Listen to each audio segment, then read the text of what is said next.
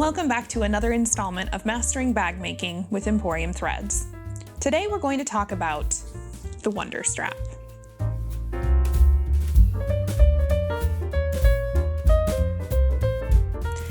This little strap has been talked about quite a bit since it first made its debut, and it's no wonder why. This strap is a very elegant, almost seamless looking strap. It's so incredibly classy looking, and not only that, it looks a lot more complicated than it is. I'm going to teach you how to make this strap today, and then you can use it for all of your projects going forward, or just the ones that you want to give a little bit of an extra special touch to. Before we get started, let's take a look up close at our Wonder Strap. This is one that I did in vinyl, plain marine vinyl in a nice shimmery gold color. You can see the termination at the end here with the lobster claw, the braid and the details all the way down. I say braid, but it's not really a braid. The braided look all the way down. And then we've got the termination end point over here on this lobster claw. And that's from the front side. From the back, we've got our nice, super clean end there. We've got the woven back side and the termination there. So this is what I'm going to be showing you today.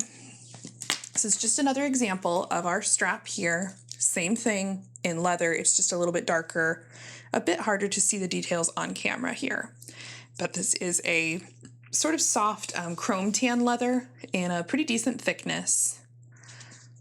I'd say maybe a millimeter thicker or so than marine vinyl, and same idea. Woven back here and the terminations on either side. So that's what we're going to be learning to make today. Let's talk about the materials that we need. All right, so for today's project, here are all the materials that we're going to be using or possibly need. Now, I will be working with this beautiful Saffiano style rose gold leather. But if you're following along with me and you'd like to make this out of vinyl, again, earlier I showed you examples of both leather and vinyl. The application and the technique is going to be the same no matter what you're using. So if you're going to use vinyl, follow along with me anyway, and we will still be making the same strap. But I have here my leather pieces. So these are 1 inch wide by whatever length you want your strap to be. For this particular bag that I'm making this for, the stuffy shoulder bag is what I'm using these on. This is a nice, perfect shoulder strap because the front of that bag kind of dips down. You may need a longer drop strap of like 19 to 20 inches. These are about 13 to 14 inches long when they're finished for the stuffy size. So that's the size that I am making. You'll just need to make your strap longer if you know that's what you need for your handbag. So these are 1 inch wide, cut by the length of the strap that I need. Now you'll notice I have one piece here that's a lot longer, and then I've got a piece that's shorter, and that's very specific. One of these will be kind of the main core piece of the strap, with these ends folded under like this around my lobster claws. So this is the actual length of my strap. This piece is our backing, and it can be a little bit shorter. So you can opt to use one really long piece. So if you're going to make a 13-inch strap, let's say, you would need a 26-inch long piece by 1 inch wide, or you can do like I'm doing and use two separate pieces. I'll show you why later when we get into our technique. So I've got these here. That's what I'm using as the base of my strap. The next base piece of our strap we're going to need is our hardware. So today I'm using this beautiful rose gold toned hardware from my website, emporiumthreads.com. And these are the beefy hardware collection. These are the really large, bulky ones because, again, this is a big strap. We want some nice weight hardware for it, especially if you're working with leather. Make sure after you put the effort in to make this strap, you're using some good quality hardware. So I've got that here, and it is 1 inch wide to match the width of my strap. The next thing that we're going to need is some regular sew-all thread. You can use the domestic weight thread or the industrial weight, whatever's easiest for you, but you're going to want it to match very, very closely to the leather or vinyl that you are using for your project. The next thing that I have is a pair of scissors. Got to have some of those on hand, some nice sharp scissors. And then we are also going to need a long strip, a scrap of our heavy cutaway stabilizer. You can use anything that's got some flexibility to it. This is embroidery stabilizer. I save all my scraps and use them for bag making in all of my handles and other parts of my bags sometimes that just need a little bit of extra. This heavyweight cutaway is perfect. So we're gonna need a length that is the length of our strap, cut by 1 inch wide. And then we're also going to need some double stick tape. Highly recommend that. It's going to come in use, be very useful today for this tutorial. I also have a little hole punching tool here because I'm working with leather. If you are working with vinyl, you're not going to need this. You really don't need to poke holes, pre-poke holes in your leather. Or in your vinyl, excuse me, but when you're working with leather, you'll need to pre-poke a couple of holes. So I've got my awl here and I've got a rubber mat that I can punch into. You'll also need some sewing clips. These are going to come in very handy later on. I've got my little pin cushion here because it's got my hand sewing needle in it. We are going to be doing a little bit of hand sewing today, not a ton, and you don't need to be super skilled. It's very easy, basic, doesn't have to look great. That is how we terminate the ends of our strap here. So we're going to need a needle for that, and that's why we need our thread. If you do not have an awl and you need to poke some holes, you can use your stiletto seam ripper combo. So I'm going to keep mine on hand here. Always have one of those when I'm working. The last thing that we're going to need, you'll see my spaghetti here for our strap. I have 4 of them cut. You're going to need a minimum of 3 of them, and you're going to need some decent yardage for this. These particular pieces, all 4, I recommend cutting 4. It's just easier to have a little bit extra if you can. These are all about 36 inches long, so about 1 yard, and we are going to end up having to piece some of these. Don't worry, I'm going to show you in the tutorial how we do that and how we hide it. Both of my example pieces are pieced here on the back, but you would never know it. We hid it, and nobody would ever know that this was not either one continuous piece or just 2 continuous pieces, but there are a few pieces here. What we do want to avoid is having to piece too often because it is a little bit of a pain and it is something that you're going to have to hide. I'm going to show you how, but that's where our at least yard long pieces come in handy.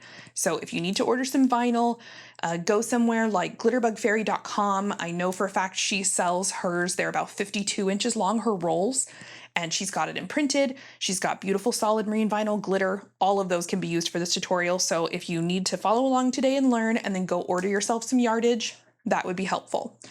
You can use slightly shorter pieces, but again, cut the longest pieces you can. If you can cut 2 or 3 yard pieces, do that. It will make your life easier, then there's no piecing. I had this rose gold leather, and again, these pieces are like 36 inches long, and they are all cut by 3/8 of an inch wide. I just used my rotary cutter and my mat and a straight edge for this. Now, I'll tell you, these are not perfect. They're 99% there. They're pretty close to perfect, but because we're weaving this and bending it so much, nobody's going to know if they're not 1,000% perfect. So if you get off a little bit, that's okay. Just keep yourself, as on track as you possibly can with your 3/8 inch wide. That's a very specific measurement. I did a lot of experimenting when I was doing this, and 3/8 of an inch really is a good thickness to be able to kind of weave this and still have a bit of flexibility and have it lay nice. So I really highly recommend that you stick with that dimension for this 1 inch wide strap. If you're going to make a 3/4 inch wide strap, if you're going to try to downsize a bit, I suggest going with 1/4 inch wide pieces. I do not suggest doing 1/4 inch wide on the 1 inch. It's just too small in my opinion. It doesn't look good, and the ratio is not really correct. So you end up with some gapping and other issues on the 1 inch wide strap. But if you're going to do a 3/4 inch wide, go with 1/4 inch. If you're doing a 1 inch wide strap like me, go with the 3/8 inch. And if you want to go bigger, if you want to do like an 1.5 inch strap, you can certainly do that. You're going to have to experiment. I haven't gone bigger yet, but I think you would be safe with doing a 1/2 inch wide on your fettuccinis here. So 3/8 inch is what I'm using today. 3/8 inch wide by the longest yardage you can get, and really minimum 36 inches on these is my suggestion. So let's get started on putting all of this together. The last thing that I need to do here is cut myself a piece of stabilizer to sandwich between my pieces. Very minimal sewing machine work today. We are going to do a bit of sewing just to attach our lobster claws to this piece, or these pieces rather. And then once we're done with that, it's all handwork from here on out. We're going to make a beautiful strap. Let's do it. All right. So I grabbed myself my little rotary mat here. I got this awesome rotating little cutting mat from Fiskars, and I am so excited about it. So I'm going to use this little guy. It's super easy to work with. I've got my example strap here, now not including my lobster claws, okay? Just the leather vinyl portion here is, turn that around so I can measure. This guy finished is 13 inches without the lobster claws.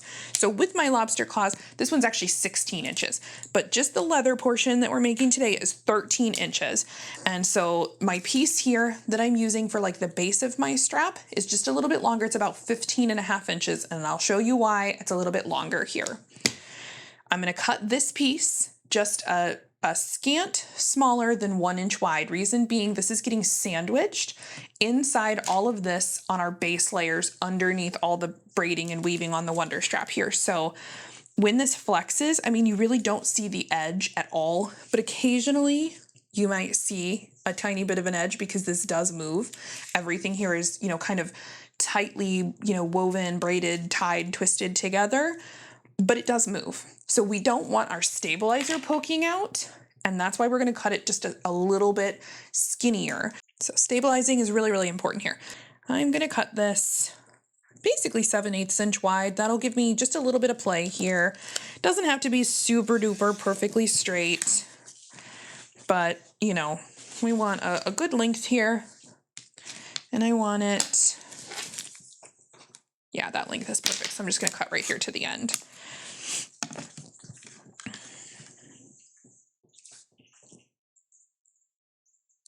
And again, doesn't have to be perfectly straight, but this is why I keep these odd little scraps of stabilizer. They are perfect to stabilize straps. We've got our couple pieces here, my short piece, my long piece, and I got my stabilizer. Let me grab double stick tape. That's the next thing that we're gonna need here. Honestly, one piece on each side I like for this. Not because it's really doing anything extra for us, but it's keeping the edges down really nicely, which in the end is really, what I'm kind of most concerned with on this. We just don't want anything kind of ugly poking out here. And we want this to stay nicely placed when we're sandwiching all these layers. So I'm going to double up. If you're feeling brave, you could just run one down the middle, but I really like it on the side, and I don't have a problem keeping it, out of the seam. We are going to be sewing along the edges here. So if you have a problem with that and keeping it out of your seam allowances, go ahead and, run down the middle. So on this guy, I cut it a little bit shorter, and that's what we want to do. I cut it a little bit shorter than this long piece. And I will show you why. And I'm not really doing a great job centering it. Doesn't even matter. I just want to make sure that my stabilizer didn't kind of poke out, that it stayed in the middle. The next thing I'm going to do, I'm going to grab my clips. I'm going to take my lobster claws, and I'm going to feed them right on here. And then I'm going to fold one of them over, and it doesn't matter that it's not centered. We don't care about that. And then we're going to clip it on either side pretty tight, close to the lobster claw, just so we can keep everything all lined up. You want to make sure when you look at this that it's not skewed off to the side like that, right? It's nicely crisp and lined up, and adjust your clips until you get it, perfectly lined up there. If you used your rotary cutter to cut, you should have really nice crisp lines. So we're going to do that side, and now we're going to do the same thing on the other side. So we're going to go ahead and fold this. Now, you may need a measuring tool here to just go ahead and make sure that this is roughly the size that you want it, you know, finished for your bag. Again, this bag that I'm using it for, it's got a pretty big arm opening, so the drop on this strap for me doesn't necessarily matter that much. I'm just going to take my example and line it up, and I'm, you know, within 1/4 of an inch. I'm totally fine with that. So I am happy with my length.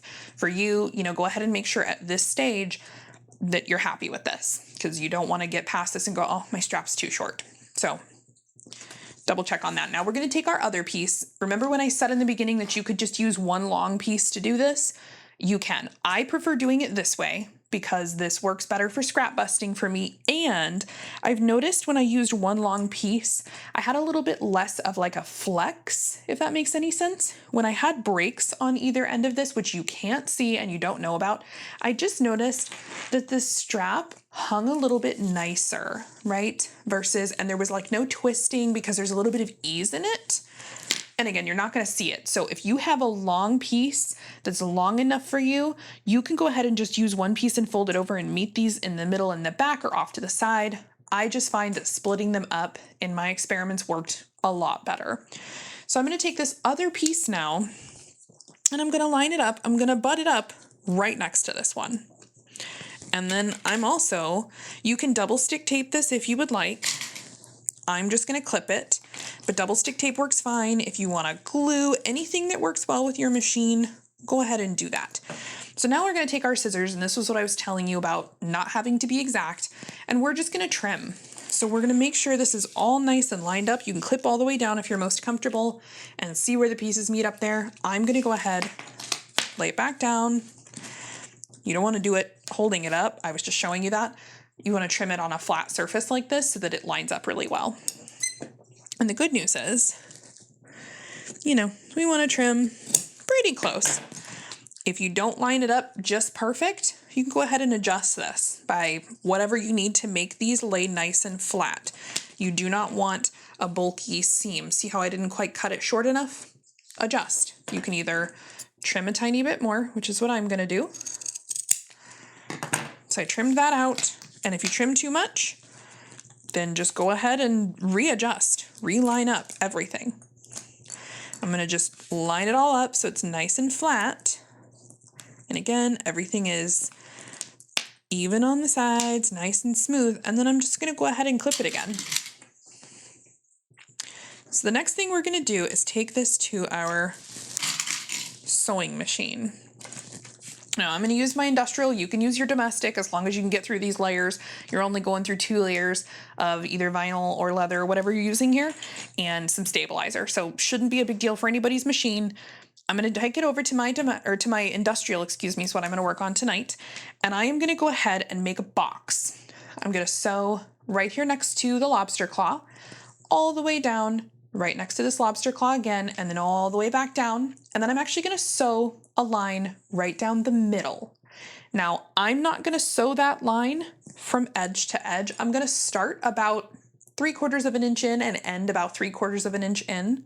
And I'm doing that just for extra stability, just to make sure that since this, strap does flex and move a lot, it's really nice and, bonded to itself, and it's just all in one piece. Because again, all the braided stuff, the twisted, knotted stuff on the outside, whatever you want to call that, on this Wonder strap, it's basically loose. So it's not going anywhere, but it does move. I don't want my core strap on the inside where my lobster claws are attached to move or go anywhere. So go ahead and take this to your machine. You're going to sew very close to your lobster claw on either end and all the way down each side, really close to the edges, to form a rectangle all the way around, and then sew in the middle, starting about 3/4 of an inch from inside on either end, and terminate 3/4 of an inch in. So don't go all the way to the edge because we don't want to see that. Looking on the back here and looking on the front here, when this moves a little bit, sometimes you do see right here where you sewed, but you really shouldn't if we do this right. But we don't want that middle seam, coming all the way up here where you may see it between these breaks right here. So we're gonna start it like right here, about 3/4 of an inch in. Head over to your machine and I will meet you back here with this all sewn up. All right, so here's what we did over at the sewing machine. I went around the whole outside here to create a rectangle, and then I sewed down the middle, and I just made sure to stop just about 3/4 inch from the bottom of the lobster claw here.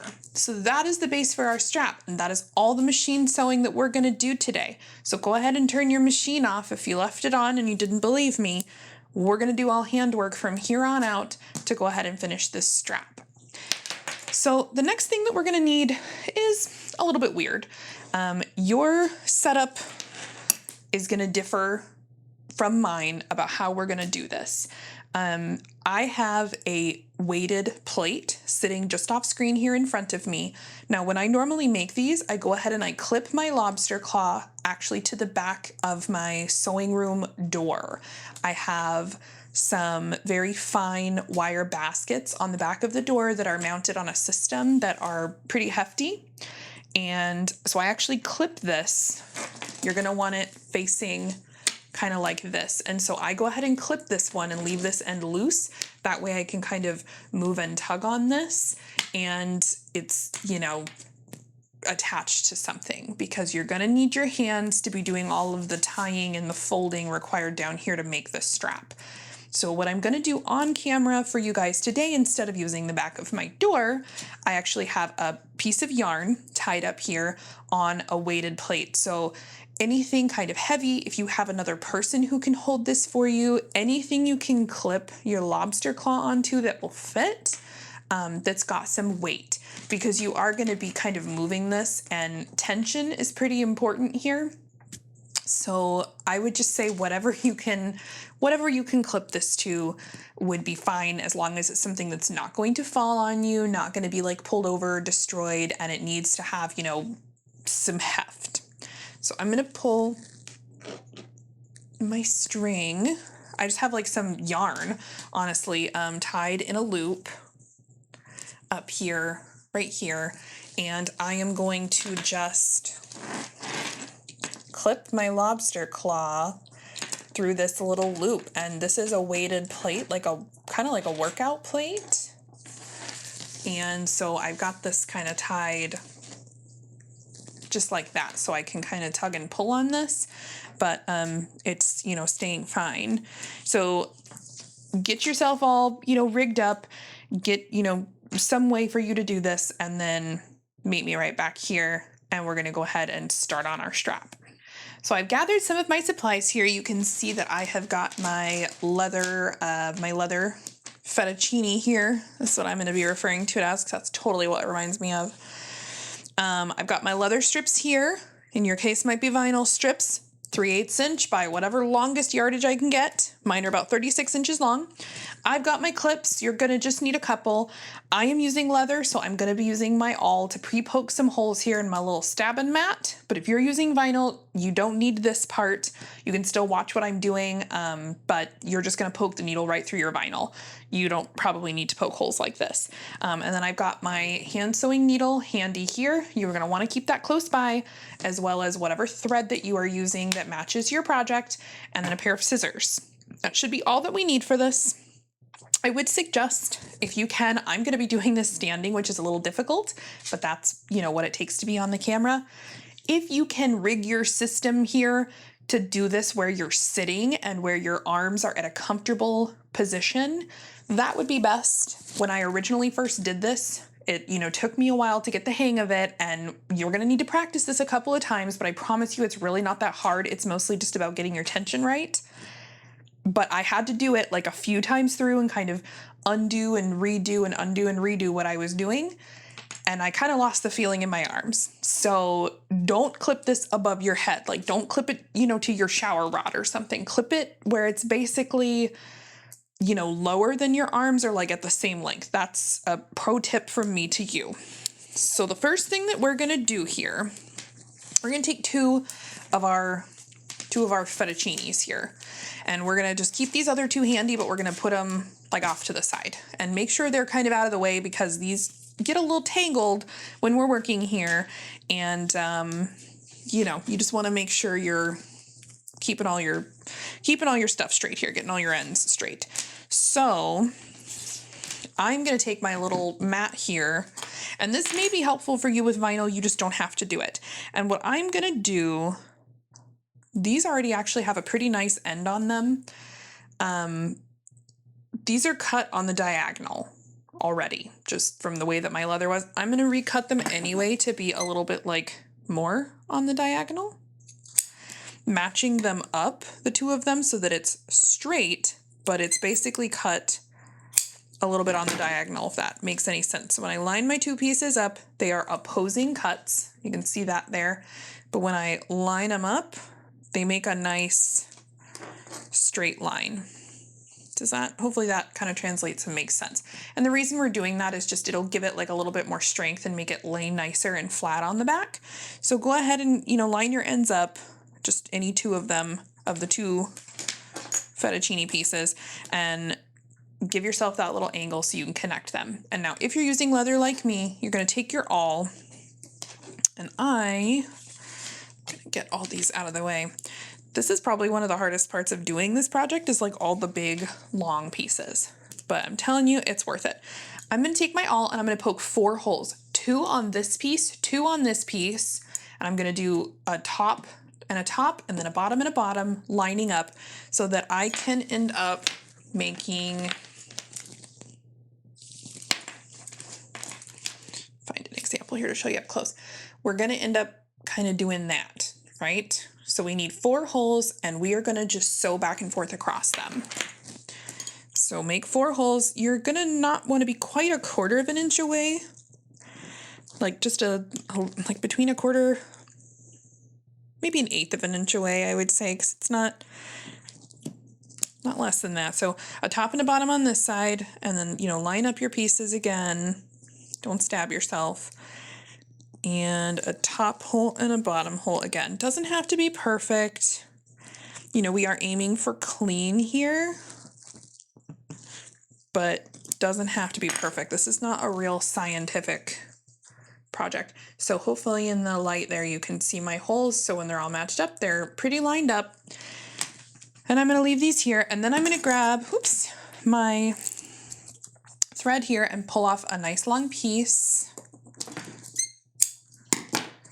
Clip it.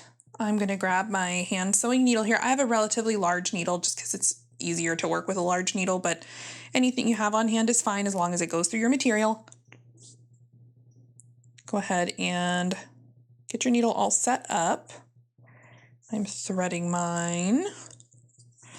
And we're going to go ahead and thread and pull through, and I am going to knot on the end just because it is easier. We are going to end up clipping this thread, you know, a couple of times and kind of doing this hand sewing fun a few times throughout this project. Now the tutorial is going to be a lot longer than you actually learning this and then doing it on your own, because I've got to do it pretty slow so I can show you guys. But after I figured out how to do this, it took me a really long time to develop and figure this out and get a look that I really liked. But once I did that, it really is not terribly hard. This looks much fancier and much more complicated than it is. It just takes a little doing to figure it out. Okay, so for now, toss the awl and that guy aside, and we're going to find our little ends that we did our little pokey thing through, and we're going to go through 1 hole from the back toward the front. So we're starting on the back, going toward the front. We're pulling. We're going to get our knot. Now we can't pull it straight through, or else we're just going to pull that knot all the way like through there, right? So we're going to leave it to kind of dangle here a little bit, and we're going to end up making a loop to secure it. So I'm going to take my other corresponding side, and I'm going to go from, I'll lay those here so you can see it. I went from the top hole here. I'm going to go across to the top hole here to join the 2 pieces. And in the end, what we're looking to make kind of looks like a little equal sign, right? So we're not going to zigzag anywhere on the front because that kind of looks a little unsightly. So we're going to zigzag on the back side. Hopefully you guys can see that pretty well if I shine that away. So we're doing that. and we're going to zigzag on the back side. Before we do that, we want to secure. We're going to run our needle through the other side. This is so hard to keep these straight. We're going to run our needle through the other side where that little knot is, right here, just to secure. Don't run it through the knot. You're just going to go right underneath the knot and then pull, right? So you've made a continuous loop now. So now we're going to just zigzag across, keeping our pieces all lined up. This part is a little tedious, but in the end, it really does make a big difference, and it allows for our leather pieces to wrap around correctly and flex. And then it also keeps a symmetry for our start to finish here. So there's a few reasons that we're doing this. So now I've gone on the back side down to the bottom hole. I'm on the front side now. And I'm going to go over to my other bottom hole here. Oops. Got a little knot there. Gotta love hand sewing. Okay. Pull that through. And so now I've kind of gotten my little equals sign there. Can you see that? And so you want to keep this pulled tight, but not so tight that the pieces are overlapping. My pieces are perfectly flat. So you've got pretty good tension here. And I'm going to go up. I'm going to stay on the same side, and I'm going up to the top hole now from the back. So we're not zigzagging anywhere on the front. If you need to flip this over and look, you can do that. That's okay. Sometimes I kind of like to feel around, and if it's not working out for me, just flip it over and look. This goes a lot faster when you're not waiting on me and we're not on camera here. Did I get it? I got it. Okay, there we go. So now we're coming from the back side and we're making knots. If this strap did not turn out so pretty, y'all, I would not be doing all of this. I absolutely detest hand sewing. Oddly enough, I don't like hand sewing. Okay, there we go, got my knot out. But I really like hand binding quilts. Call me crazy. Hand binding quilts is like my favorite part of quilting. I could just bind quilts by hand all day long. Maybe I should start a business doing that. Make sure you stab yourself. It's not a real project if you don't bleed. I'm kidding. Try not to stab yourself, but I definitely just stabbed my own finger here. Won't be the first time that I bled on camera, and probably won't be the last. Okay, so now we've done a zigzag on the back side, and we've done 2 on the top side here. We've done 1 down here. You really just want to basically zigzag a couple of times and go through each hole 2 to 3 times. Making your little, I'm going to call it the little equal sign, making your equal sign a couple of times. That way we've got some decent strength here. This is not load bearing or anything like that, so it's okay.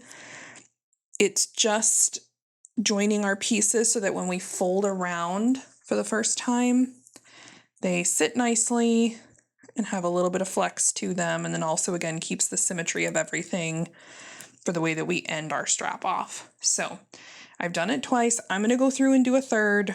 I'm just kind of zigzagging around again. Anytime I like zig or zag, I'm keeping it toward the back. So the only thing showing on my front side is my little equal sign. There's no diagonal stitching on the front here.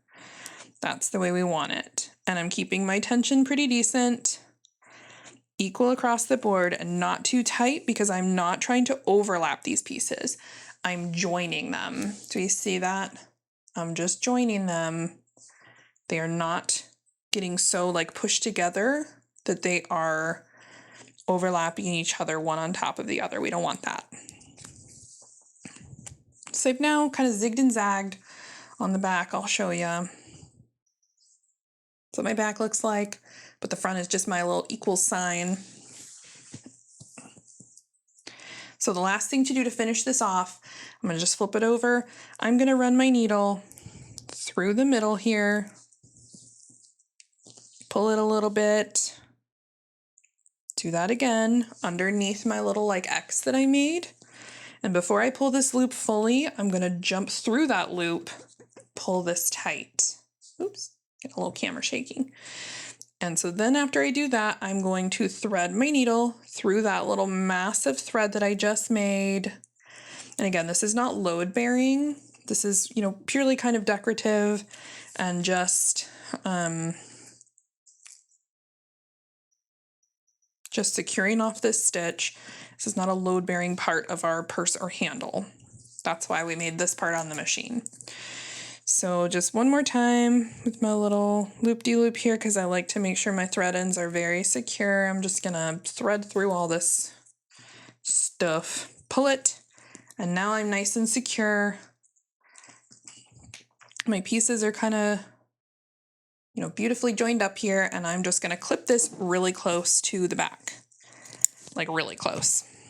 Set your needle and your long piece of thread that's left off to the side. We're going to need that again in a little bit. I've zoomed you in a little bit so you can see what we're working with here. I have my strap all rigged up on my heavy item here that I'm using, and I've got my little fettuccine pieces here with the join that we just did. I'm looking at the ugly side of this because I'm going to put the ugly side up against the ugly side of the strap. With this method, we are always keeping the pretty sides of the fettuccine pieces toward us, and the ugly side is always touching the strap back or front. That way there are no raw or ugly exposed sides. Hopefully that makes sense to you. I'm going to be working primarily on the pretty side of the leather, as will you, so you should, for the most part, be always looking at the front side. If you are looking at the back side or you see raw portions of this woven into your strap, something probably went wrong and you're going to need to go back. I'm going to try to explain this as clearly as possible. Once you get this down, it's really not very confusing, but it can be a little bit hard to explain. I'm going to hopefully do a good job of showing you this, but any questions or comments, let me know and I will try my best to clear things up. Again, this method really is not hard. It's just a little bit confusing and hard to articulate. What we are trying to achieve here, let me grab one of my examples, is ultimate symmetry, both on, the left and right of this. And so what gets a little bit weird are these tiny folds on the sides, which are kind of happening both on each side, but shifting. So this way they're going down, this way they're going up. We have two little folds here that look identical. We're really going for ultimate symmetry here as much as possible so that it kind of looks a little bit infinite and you can't tell where it starts and where it ends, which is also one of the reasons we did the join here on the back, because this way, we've got a join on either side. So that's why we did our little fettuccine joining trick, so that on the back, we've got one on each end and it matches really well. But achieving all of this symmetry can be a little bit confusing. So again, I'm going to do my best to try to articulate this. And once you get it down, it does not take that long. It's not that hard, I promise. Just takes a little bit of kind of finagling. So I'm looking at the pretty side of the strap here. I've got my little fettuccine piece with my join here sitting up against the table underneath my strap on the back side. And I'm just going to flip this over momentarily so that I can line my join up through the middle. You want to try to line it up with this line that you made down the middle here. And you're going to want to butt it up. Flip this over so you can see pretty good here. We're going to want to butt it up against this top portion of the lobster claw here as close as possible. And we're doing that so that we're hiding our seam up here and we're just getting a good clean start to our strap. So we're gonna hold that up against there, keep that little guy centered, our little equals join sign. And the first thing that we are going to do is take our right side. We've got one piece over here on the right, one piece over here on the left, and we're gonna be crisscrossing a lot here, so I'm gonna try to keep my right and left straight when I say that. Hopefully I do. We're taking our right side and we're going to cross that over, and it's now going to become our new left. And we're going to likewise grab the left side and it's going to cross over and become our new right. And so what we've done now is we've just made a little X. So that is step 1 in about a million. So the next thing we are going to do is take our left side and we're going to bring it around the back, and it's going to become our new left. And we're going to do the same with the right. And this is where the folds get a little tricky. Before I take my right, my old right, and move it around the back, I'm actually going to fold that left that I just brought over underneath just a skosh, and then wrap my right around the back, which is now going to become my new left. Do we see how I did that here? This piece that came over is now on top of this one. Now this is still on my left, but it's crossing over just a tiny bit. And we're doing that. That's how we achieve these little wrap folds on the side. So it's important that we do that every time, and you'll be able to tell as you go if it's not done correctly. So I've currently got a left that's wanting to come over, or a right, excuse me, that's wanting to come over here to the left. And I've got a true left right here that I just wrapped around the back. So let's go ahead and fold this guy that wants to come over to the left over, and then let's grab our left, bring it back over to the right, over the top. So now I've made another X and my ends are kind of folded underneath one another. Okay. Now before I do this next part, I'm actually going to grab a couple of clips and I'm going to clip the top so I can keep my tension nice. You are probably going to want to practice this a couple of times before you get it right, because tension is a big factor on this. Not hard, but we just need to get our tension correct so that we can keep everything nice the whole way down. And once you kind of get on a roll, it's going to be totally fine, but it's getting to that point where this becomes second nature that takes a little bit of practice. So we are going to take our right side. You can do this one of two ways. I do it both ways. You can take this and smush it up underneath both pieces and we're going to pull it back out, or you can thread the tail, which is what I'm going to do with this leather because it's a bit stiffer. So I'm going to take my tail here. I'm going to thread it underneath the X that I just made. See that? And then I'm going to pull it. This can be a little difficult, and you want to make sure to keep this pretty tight as you go, which is why we're using the clips. Oh, come on, my fingernail's getting in the way here. I'm gonna thread this up. If you're having a bit of a trouble with this, the awl or the stiletto, pull my stiletto end out here.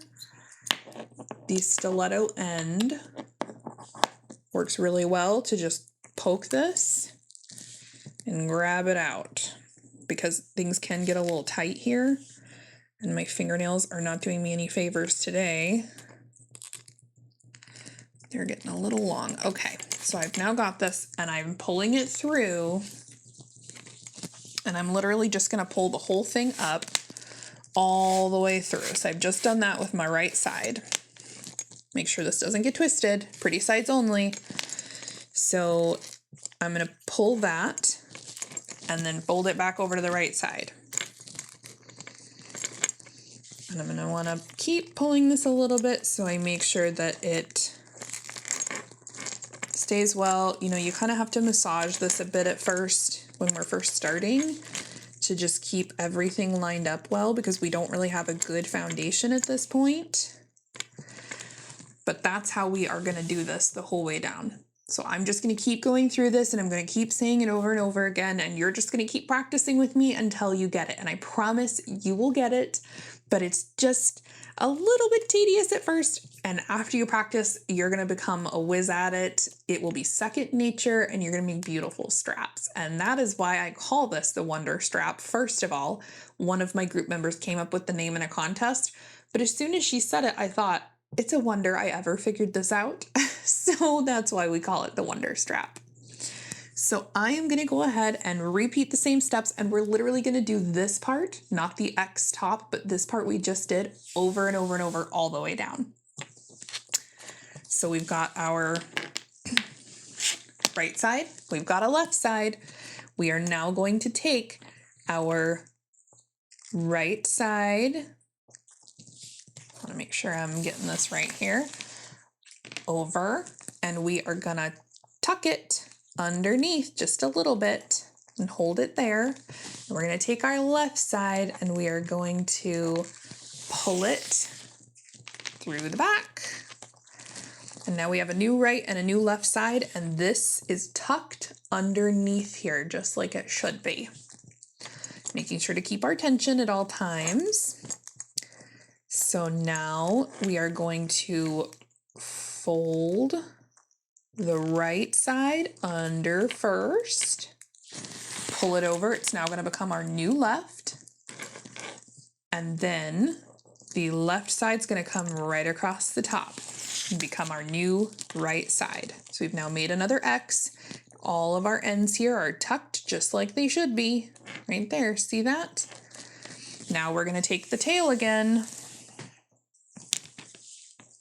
We're going to thread it up underneath our X. That was the right side that we took, and we're going to pull it. Pull the whole thing. Got it pretty tight, and then cross it. Just pull it, cross it right back over. Again, we're still setting up our foundation for this, so it's okay at this stage to kind of just massage that in a little bit. Now we've done two, and we're just going to keep repeating. Got our right, got our left. Take our right, cross it over, or excuse me, cross it under on the back side, pull it over. We're going to, before we take this left side, our old left, and cross it over, we're going to just wrap that one we just brought around underneath it just a little bit. Okay, now we can take our old left side and pull it over to become our new right side. This is our left now, and it wants to kind of lay over here because we tucked it first. Before we pull this one, we're gonna lay our right down, and now the one that wants to come over here, we're gonna drop it because that's how we get our ends tucked. Just make sure that this left stays tucked up underneath our little rolls that we did up top. And we're wanting to make sure that we keep this, fairly close together here. Just got off camera there. We're wanting to keep our little ties, or whatever you want to call these, underneath and close to each other, underneath on the sides, so that they stay nice and taut. That way as our strap moves, yes, this whole thing flexes, but it doesn't separate. This can get a little confusing as you go on. That's okay. I still have to go backward a little bit occasionally on this and go, wait, did I do that right? No, I didn't. Okay, let me go back just one more step. That's the kind of beauty of this. We can easily just undo, one or two steps and go back. And again, the more I do them, the easier it becomes. We'll roll away thread there. That taut. Now again, we want it nice and taut. We want it tight, but we don't want it so tight that we're causing our leather to bend or curl. You want everything to stay relatively straight. Okay, that's correct. So right side underneath. We're gonna tuck it just a little bit before we pull our left side back over. So we've tucked it just a little. Now we're pulling the old left side over to become our new right side.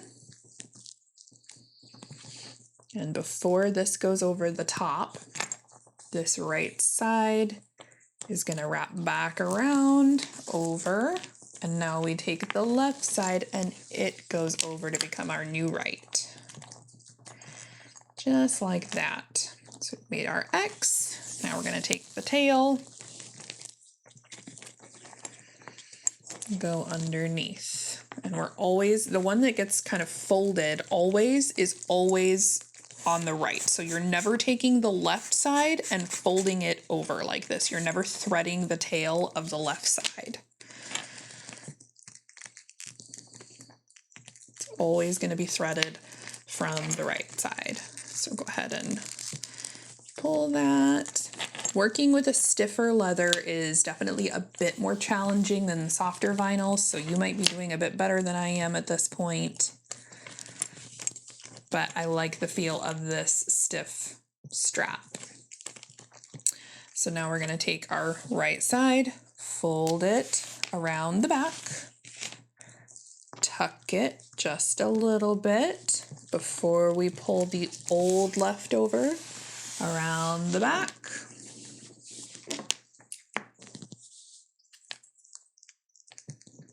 This is kind of tucked just a little. Pull that around the back. Now we're going to wrap the right side across the front, wrap the left side across. We've made the X, and now we're taking our right, and we're going to thread the tail underneath the X and pull it up through. See, now that we've kind of gotten into this a little bit, it's really not that hard. Uh-oh. I'm going to rethread that.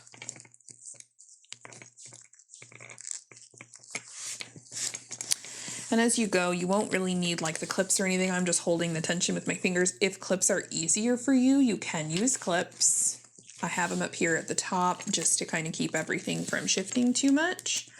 But the only time I utilize clips is eventually our fettuccinis here are gonna run out because we're tying them and we're gonna join them. I'm gonna show you how we join.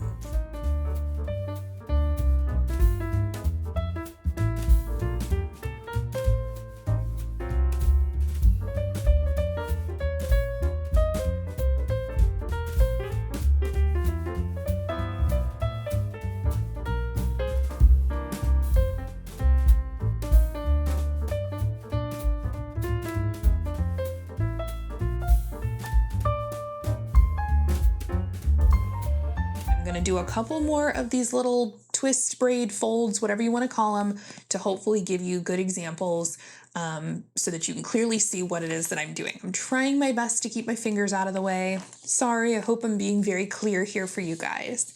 So we've got our left, we've got our right.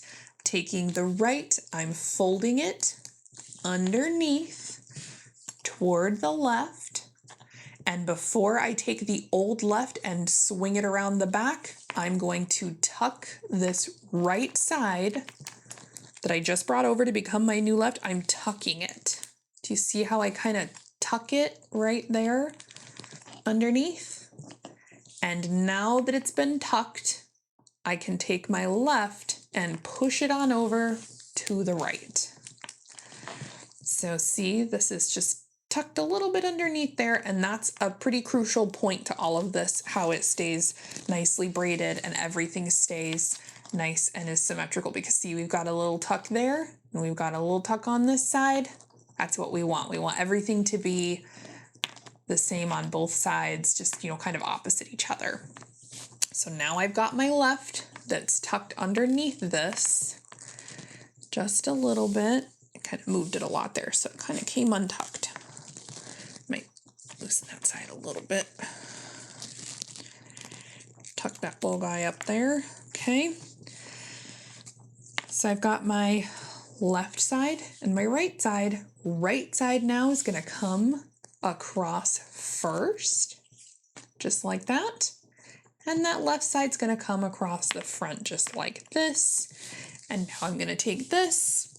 I'm going to take it underneath both pieces. I'm going to thread it and pull it through and then fold it over. That one might be a little bit loose. So I'm gonna pull it just a bit. Make sure it looks good here before I move on. So I'm gonna do a little bit of a test here now because I don't know if I have enough on this side to get all the way around. And this is a crucial part where I want to join. I wanna make sure my join ends up, we're gonna flip this over. You can see my back here, all nicely wrapped. I want to make sure that this join ends up on the bottom side underneath one of these crisscrosses here, right? So let's flip this back over to my front. We just did our last little tie off here. The right side goes first. So I'm not going to flip anything else here. I'm just testing this. I'm going to flip the right side over, kind of move this. So I want my join to be right there, right here where my pointer finger is, because this piece will end up right just like that on the back. So right here on this bottom piece is where I want my join to end up so that it's nice and hidden. So I'll flip this piece back. What I'm actually gonna do is grab my scissors and I'm gonna cut this right here where I want it to be. Risky, I know, but it's gonna work out. So you can test this once more by folding. Make sure you've got it kind of tucked here on the front so it ends up right.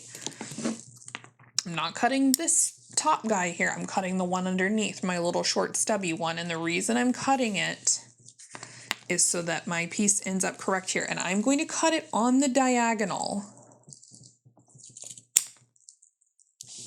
So now you guys kind of couldn't see that, but I lined it up and I cut just this little bit off so that right here I can do a join. Now let's grab a couple of clips and we'll just clip this, oops, right into place. We're just gonna clip it for now while we're working and while we do our join. So let's grab, if you're using leather, you are going to need your awl or your punch, your stiletto, and your little block that you're punching into. And then you're gonna need one of your other longer fettuccine pieces, and you're gonna need your thread and your hand sewing needle. Okay. I've got my thread, I've got my needle here. My needle actually has a pretty long piece of thread on it right now from when I cut it earlier. So I am just gonna go ahead and re-knot this and use the same piece, but you'll need, about 10 to 12 inches of the doubled over thread through your needle. So if you need a new piece, go ahead and get a new piece, that's okay. So I'm just gonna knot my needle up here. Missed one of my tails there, but that's okay.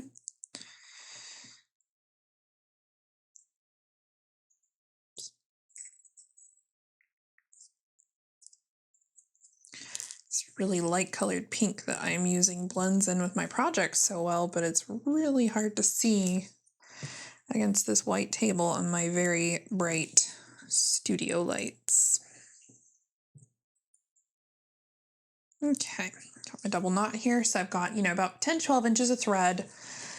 And I'm gonna grab one of my other long fettuccine pieces, one of the new ones, off to the side here. And I've got this piece here clipped, so I'm gonna take my new piece and I'm just gonna kind of, measure out my angle here. And I can pretty well eyeball gouge this how I want it to be, but you can kind of, either lay one piece underneath the other like this, so you can kind of see the exact angle that you need to cut.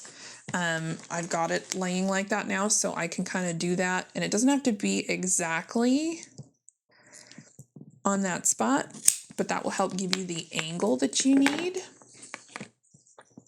And so now when I line these up, it makes a nice straight line. If you didn't get your angle quite right to join, your piece might be like a little crooked and you don't want that.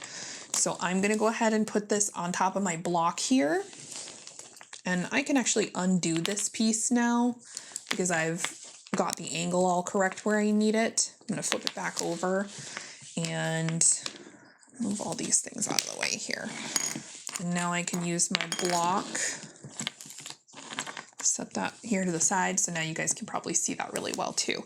So I've got this here, and this is the angle that I just cut. And just like when we joined these pieces earlier, we're gonna just poke 2 holes on either side, and we're literally doing the same process that we did earlier to join. So I'm gonna poke a hole on this side, on the bottom,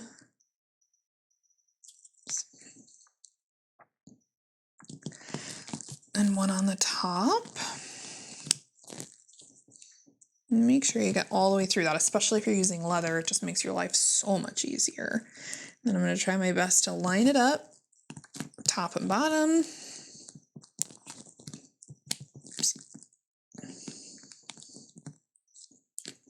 Now for vinyl, you could poke holes. You know, vinyl kind of self-heals a little bit, unlike leather. So if you poke your holes, no guarantee they're going to be there. But when I do vinyl versions of this, I just poke the needle right through. I just kind of make holes with the needle as I go and just make sure to keep going through the same hole over and over again. But if you want to poke holes, you can certainly do that. So we are going to join these now just like we did earlier.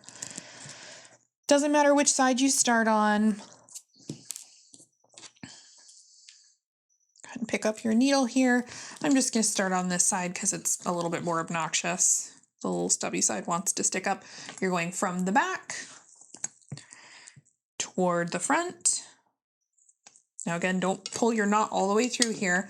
Now you're going to come to the other long piece that we're joining, and you're in the top hole on this side. So on the other side, you want to go to the top hole. Remember, we're not zigzagging on the front. We're just making like a little equals sign. So now we're going to pull that through.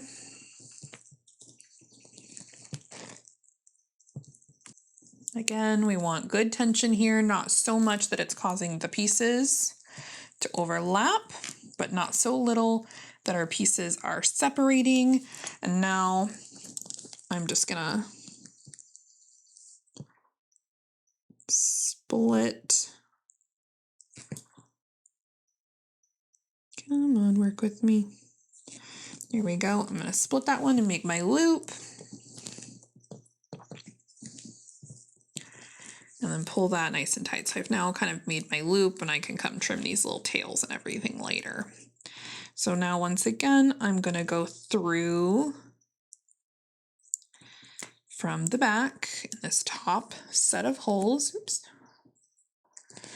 Make sure as you're doing this, you don't have a big knot or anything on the back either. That kind of defeats the purpose of having such a nice clean look. So then cross to the top.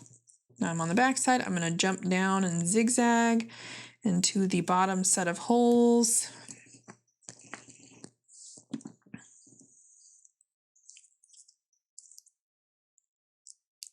This goes much faster the second time around. And yeah, a little tedious, but again, joining is kind of necessary. That way we can, and doing it like this, we get to hide all the unsightly stuff. So this looks fully seamless. And if you're lucky enough to have 2-yard long 3/8 inch pieces that you can cut, so 3/8 inch by 2 yards long, you probably won't even need to join. So I'm almost done joining. I'm gonna zig back up, oops, to the top here and just go across here one more time.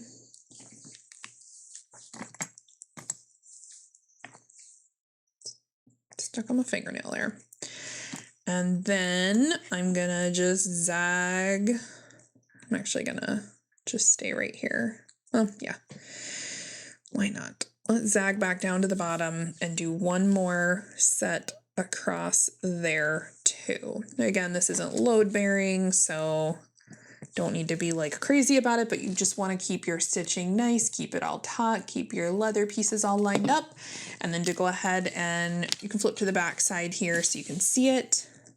And now we're going to finish off by running through the middle of our little X and such, Doing that one more time, causing a loop before, oops, a little off camera here, before closing up the loop.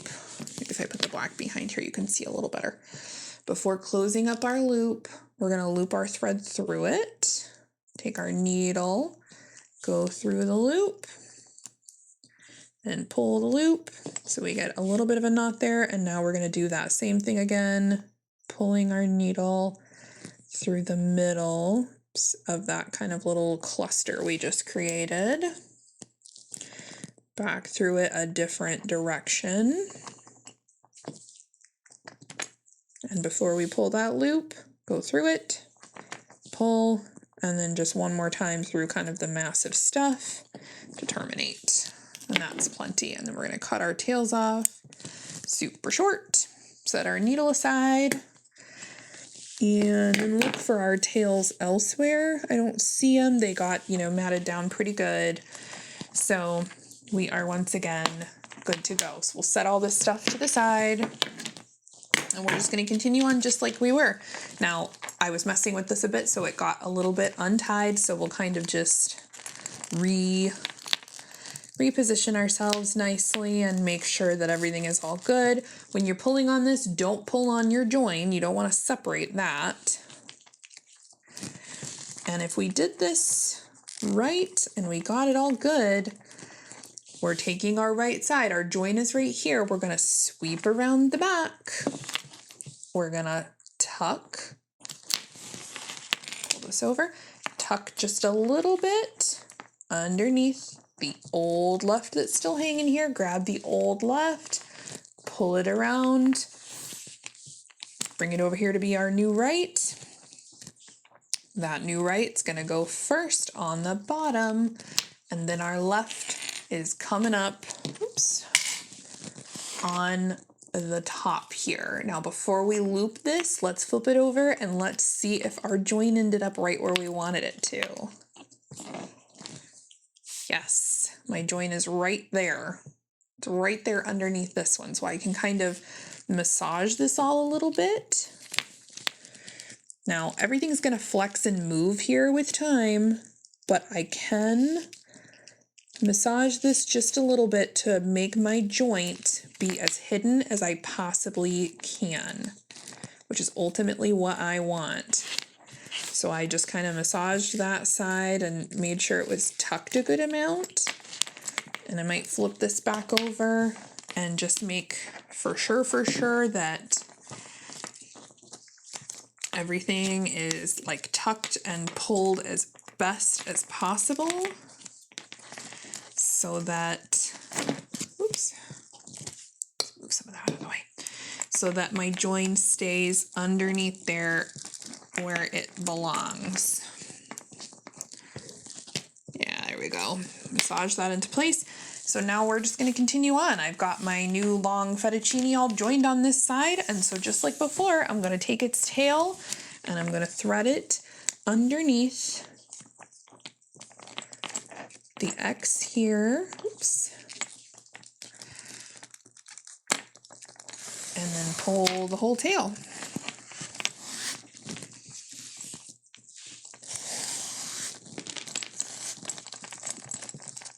Making sure to keep my tension good, especially on this one. I mean, always throughout the whole thing, but especially on this one because our join is on the back there. And then we just continue on. If you need to join another piece, because you can see that this piece is getting a little short, I might make it to the end, I might not. You can certainly cut another piece if you didn't cut one earlier. If you cut 4, like I said, you'll have one and you join it just the same way. So make sure to hide that join, make sure it stays nice, and then I will meet you back here at the end where we're going to terminate, and I will show you how to do that. So here's a situation that you may or may not have run into. If you end up on, I just did a full set of like tying here. If you end up right here where it's super short on the left side, go back to the previous set and you're going to want to join at a different area. The reason for that is The right side gets wrapped first. So if we turn this over to the back side, everything's opposite now. So let's pretend this is the right side, even though it's on the left. This side's gonna get wrapped first. This side is gonna get wrapped second, and our join is gonna end up right there on top. We don't want that. We want our join hidden somewhere, and it can't be hidden right here because it's gonna end up being on the top. So let's go back one set where we have a little bit more room to work with, and let's get our join somewhere else where it can be hidden. If this happens to you, you are going to want to hide your join right here, right on the front underneath this fold. So go ahead and unclip right here where I have clipped, and we're gonna work a little bit backward. Now I'm not gonna take everything apart here because I actually wanna use this for my measurement of where I'm going to cut and where I'm gonna join. Let's get my little black punch here just so my punch mats, it's a little bit easier for you to see. I'm gonna keep a hold of this, but I'm actually gonna grab my scissors. I'm gonna unthread this guy just a little bit, pull my tail back through, but keep it underneath my thumb over here so I can see exactly where this is gonna rest. And if I do this perfectly, you will not be able to see my join at all.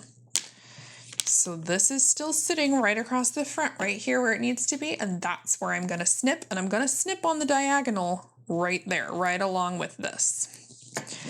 So I'm gonna come underneath here, get my scissors all lined up.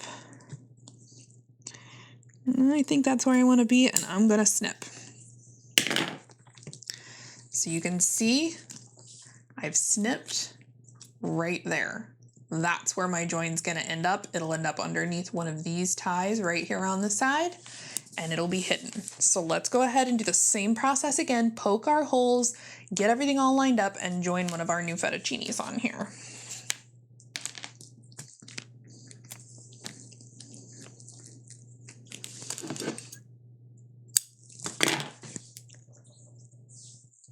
Okay, moment of truth.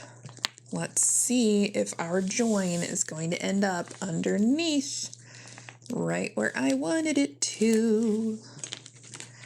These guys, pull this guy over. Oh, that's gonna be perfect. So hold this, get our tail, feed our tail up.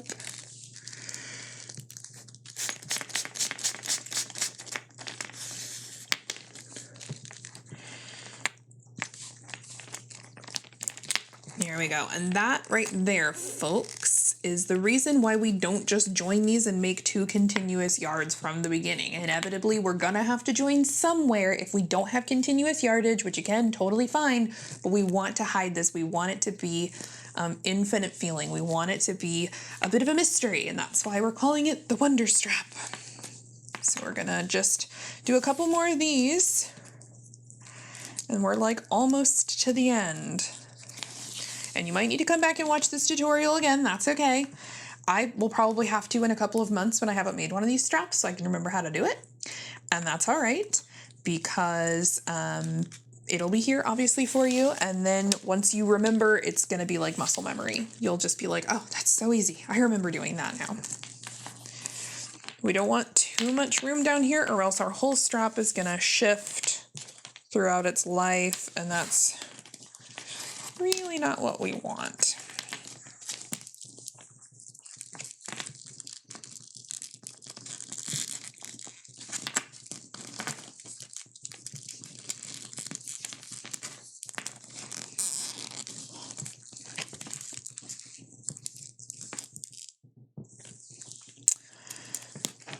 Let's see here. You can kind of work everything up just a little bit by giving it like a really gentle tug. We're not trying to shift our entire strap or anything, but I need a little bit more room, and I've done this. I'm just kind of using my fingernail because I do want one more piece here, and then I want my X. Otherwise, we're just going to have too much room and everything is going to move too much. So I did one last rotation here, and now we have just enough room for our X. That's perfect. So we're still going to take our right, wrap it around first. I'm going to need to tuck this one before I wrap. Just like we always do, we're tucking it under. And this side. And that side. Okay, and there's our X. Now, when we're done with this, if our spacing is just a little bit off, we can kind of, we can shift everything just a little bit. I'm going to show you how to kind of like massage everything, make sure that we get it good. If you don't have enough room, don't try to cram it in there, but you do want your last X here to be pretty close because you want it to stay right underneath this lobster claw area here in order to cover the stitching that we put here to secure the lobster claw. So we've made an X here. So we're going to then flip over to our ugly side here. We've got both pieces, and we are going to cut one in the middle on the diagonal, and then we're going to cut the other side to meet it. And then we're literally going to do our little equal sign, which this one's a little bit tougher because we've got to make sure that our tension stays good while we do it, but it's not horrible. So we're going to go ahead and cut halfway on the diagonal, just like that. Cut this one really long, like this piece is not going to come all the way over here, but cut it just like this so it can lay down totally flat.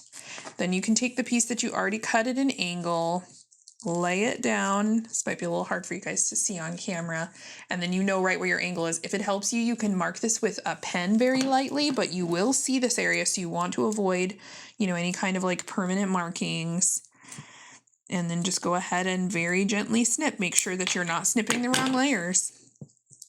So cut our little piece out there, and now we've got our two pieces here that are going to meet up perfectly. That angle makes it like almost seamless, and if you use a good thread that's not going to show, you're not even going to see it, just like at the other end.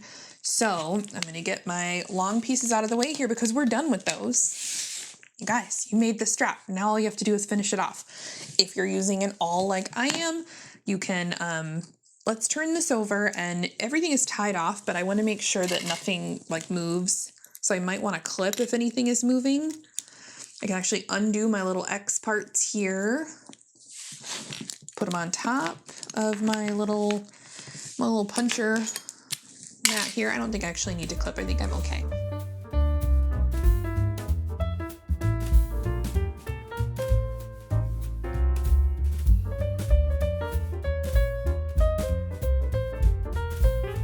Now it's important that these are, pretty taut. It needs to be taut, that way the whole thing doesn't move around throughout its life. And so now I'm going to do the same process. I'm just going to start through the back side of one of these. Doesn't really matter which one, whatever's best for you. And then I'm going to pull. Now I'm going to go the opposite side. So if I chose the bottom, I'm staying on the bottom on the opposite side. And I'm going to go pull that knot a little bit. I'm going to go through these two to create a loop. And then now, make sure you don't get any knots here. And then I can go ahead and pull this. Now, this takes a little finagling because you're essentially working up against your work. If you need space, you can push your old ties and all of that kind of up a little bit. It's just a little bit of like massaging and dealing with this.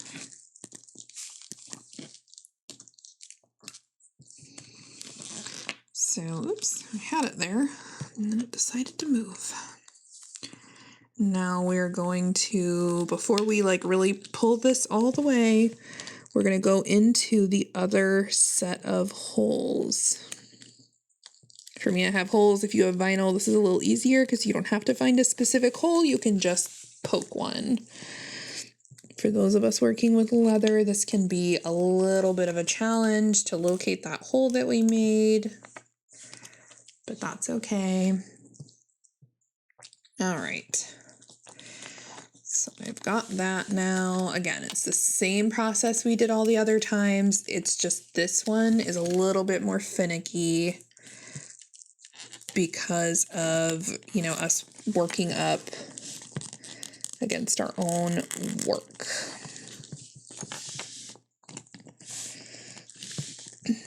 You just want to make sure everything is tight.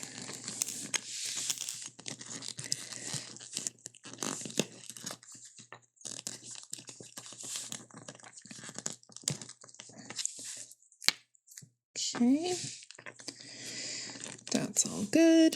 Now, oops.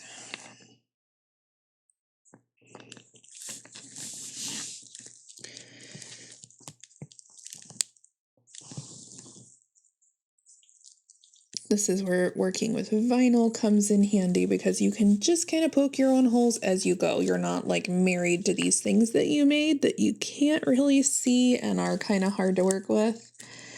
There we go.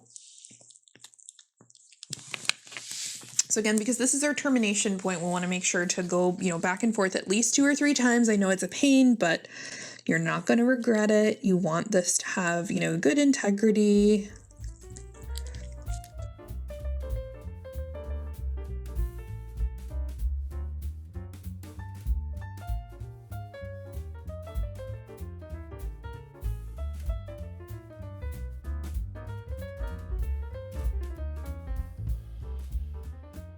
And then go ahead, you can kind of feel, and you can look under there if you need to, but you can feel that you're passing underneath all of that thread.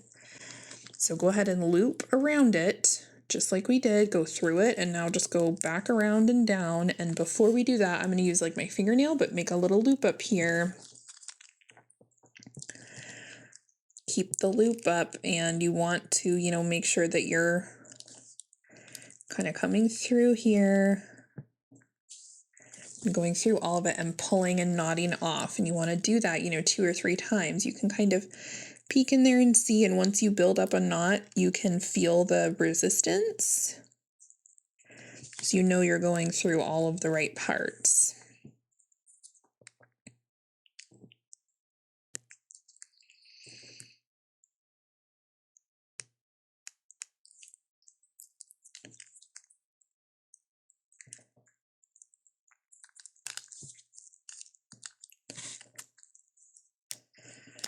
Okay, I'm gonna do one more knot, just kind of like looking through here. Honestly, even outside of the joining and all of that, this part is probably the worst part because you can't really see what you're doing. You're just kind of feeling around in there. But okay, I did it. Now I'm gonna trim. What I'm actually gonna do is I'm going to pull this a little bit, pull it up, and I'm gonna come back here and trim super close. So everything is all contained in there. Oops. And so it's all clean and all behind. Okay. Went ahead and just zoomed that out just a little bit. I'm gonna take these clips off, obviously up here on the top. We don't need those anymore. Set those aside. And here I have got my strap. Now, I didn't keep my tension perfect throughout the whole time. That's okay. We can go ahead and actually just massage this a tiny, tiny bit. You can't move it a lot, but you can kind of tug a little bit and massage these little fold twist guys. See, I've got a little bit of extra room right there. You can kind of massage everything up the line a little bit. and just kind of work on this. So if you have a little bit of a bigger space, areas where they're a little smaller, now this strap is gonna move on its own throughout its life. It just will, that's okay. It's not gonna move a ton, like I said, but the spacing is gonna change a little bit here and there. But the point is you can kind of massage this around and make your spacing even if it's not totally perfect. And if it's not laying perfectly flat, you can go ahead and massage it around a little bit more. Things you don't want to move too much are this first X, because it's, you know, covering up these stitches right here.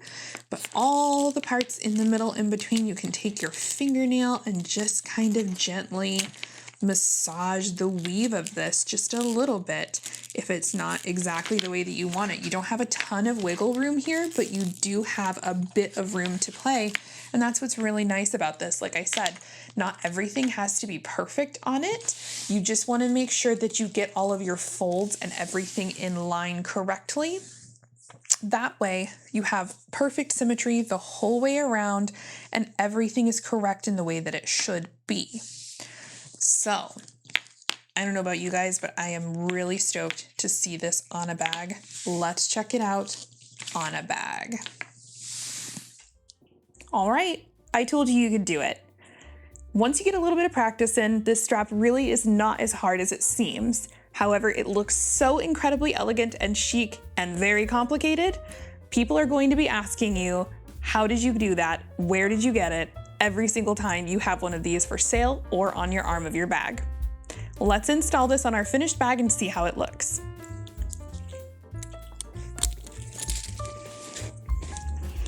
Isn't that gorgeous? This strap really adds something extra to this bag. This one happens to be leather, but remember, you can do this with vinyl or any other material that you're working with that's gonna be non-fraying on your strap. I wanna see you guys do your straps, put them on your bags, and post them on social media. Join my Facebook group to share, or just tag me, Emporium Threads, so I can see your beautiful creations. If you liked this video, consider giving it a like and a subscribe for me down below. Thank you so much for joining me, and we will see you in the next tutorial. Bye-bye.